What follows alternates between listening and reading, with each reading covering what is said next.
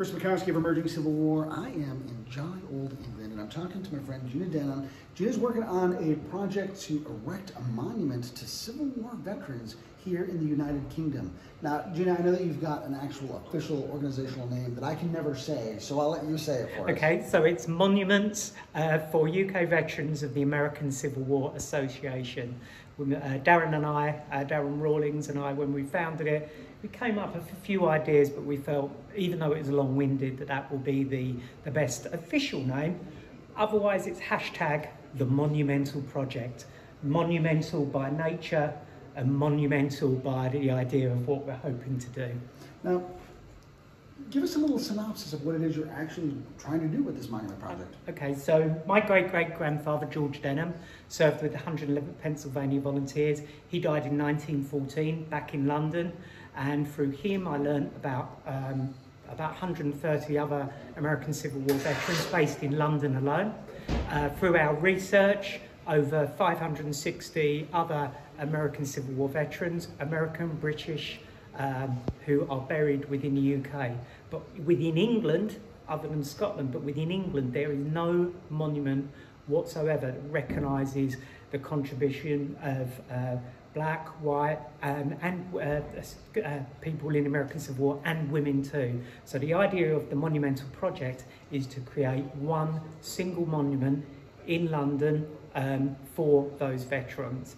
And our work from there on will be to get single monuments to, which we've done as well. Talking about headstones, and we mean like either British citizens who went and served in the war and came back, or Americans who served in the war and then came here to settle. Yeah. And so we have some of those guys who passed away, they're buried in unmarked graves. Correct. And I know that for you, that bothered you. It bothers me. I think, you know, I'm a therapist, and I think from my client work that we all like to be remembered for something, leave a legacy.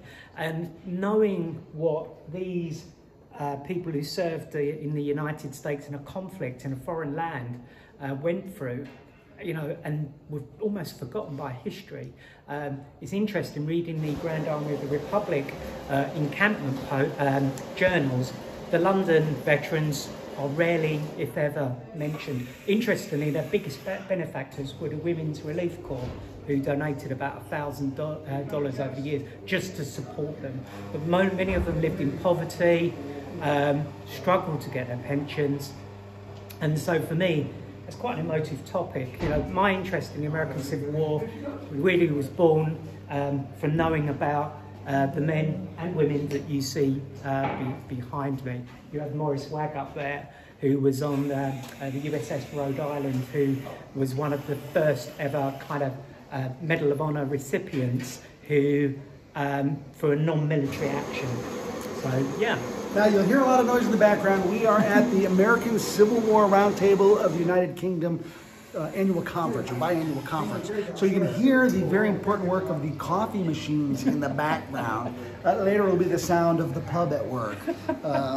Civil War people drink a lot of coffee and drink a lot of beer, and I say amen to that. Yeah. So just pardon some of that background noise. Yeah. So Gina, what are some of the things that your group is doing to try to raise funds for these projects? Okay, well obviously my take is if people want to invest in our endeavour, if they look at the hashtag, or they can visit us on Facebook. So the hashtag again is the Monumental Project. And we've got, you can see behind me is the London branch banner. I'm keen on kind of showcasing some of the stuff that we do. We've got stickers if people want to donate to. Who doesn't love swag? Everybody loves swag, exactly. So we have these unique pin badges, which are based on the original Grand Army of the Republic badge. But as you can see, the London branch had their own version of it, which is on our banner there. But if you come here, this was crafted by one of our committee members, Stuart Stephanie. Now, Stuart lives in the United States, and he's a son of a Union veteran of the Civil War. He sculpted this. Now, the important part of this is that we want to be inclusive of everybody. So it was the soldiers of land and sea, the women who were widows, the children, the nurses, black and white. We wanted to make sure we were inclusive. But we haven't mentioned names, because obviously the lost to history are the names of many people who served in the American Civil War. So it's one of our goals is to create this monument. And you can see here the kind of design concept there. And we're going to include John A. Logan's General Order 11 in it as well. So that's our ultimate aim, but it's a never-ending project. It is monumental in design, as in once we get the monument, we'll continue to get headstones as well.